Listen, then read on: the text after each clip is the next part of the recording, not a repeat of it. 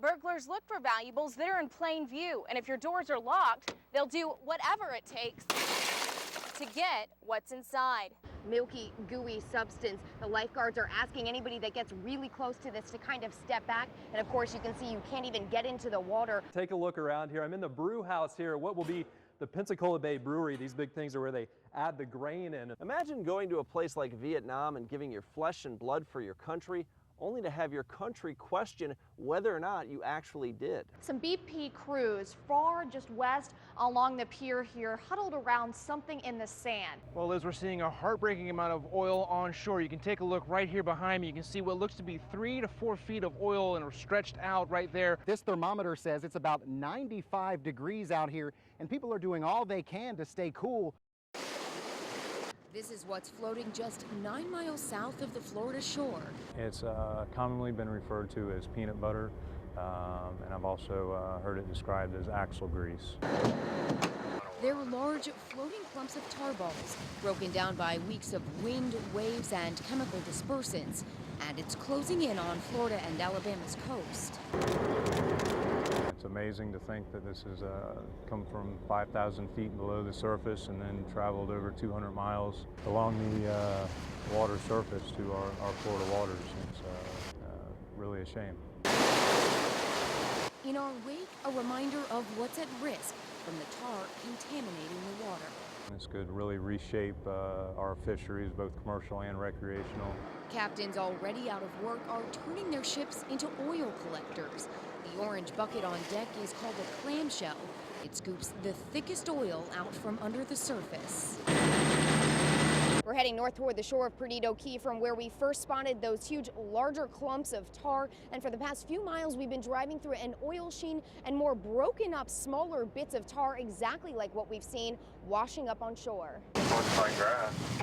Oh no, there's a lot of oil in it. It stretches at least a half mile, the thickest sheen of oil we've seen yet, trapped in seagrass, just 2 miles from Florida and Alabama beaches. Any more grass on that side?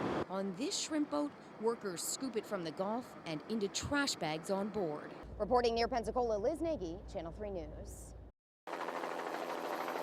Marine First Lieutenant George Cummings is about to make his first ever landing on a U.S. Navy ship. Very exciting. It's the first chance to do something very practical like that. You're thinking about closure rate and descent rate.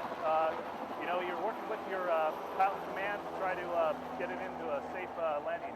What makes this different from setting down on land is that the boat is moving. There is some excitement that is definitely coursing through my veins. This custom-built boat was constructed after NAS Pensacola lost its aircraft carrier in the mid-1980s.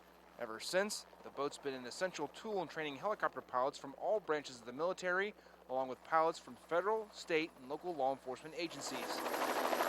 Since this boat went into service back in 1986, there have been more than 100,000 landings and takeoffs, all without serious accident or injury. The U.S. Navy's safety standards are very high. We take care of our own, and we train well before we do any mission.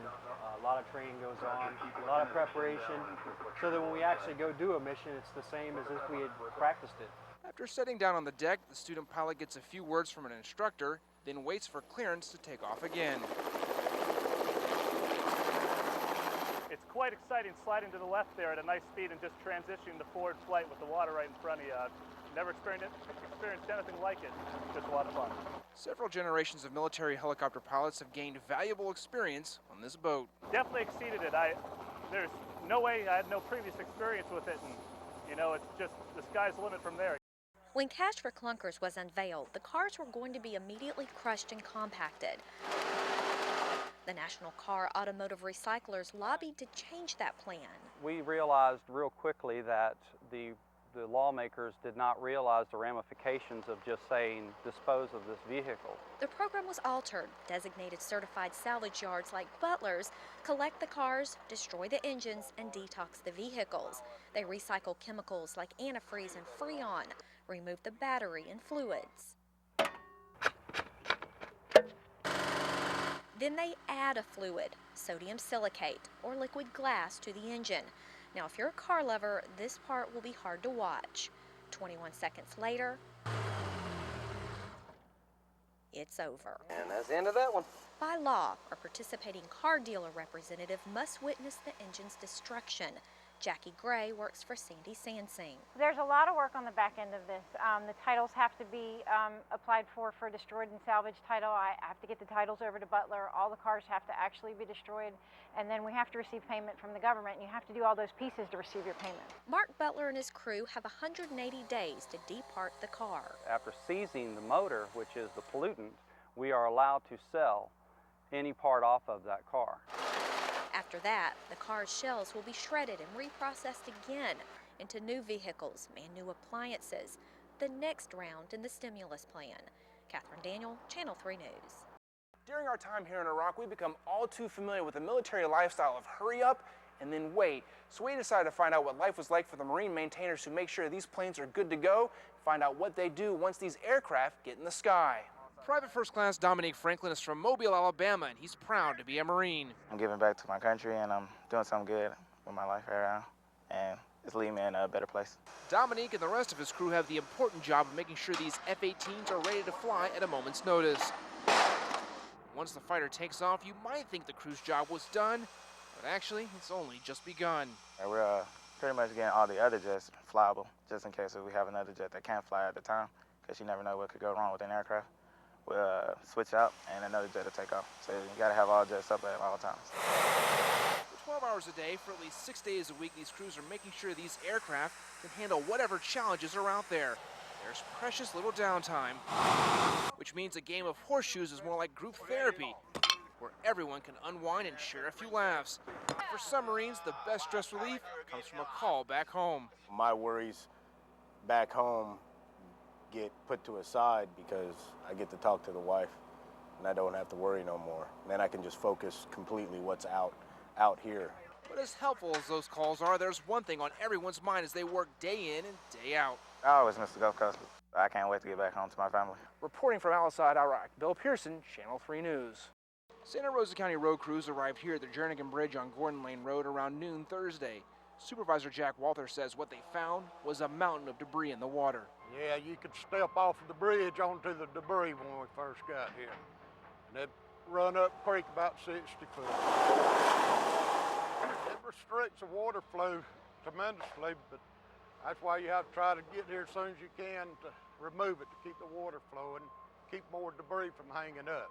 It's a pretty involved process. They just pulling the stuff he can out, and we're taking the front end loader, moving it off the bridge, sawing it up where we can haul it off.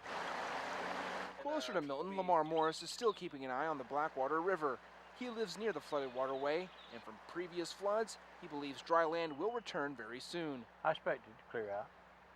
It will. Fully? Fully, yeah, sure will.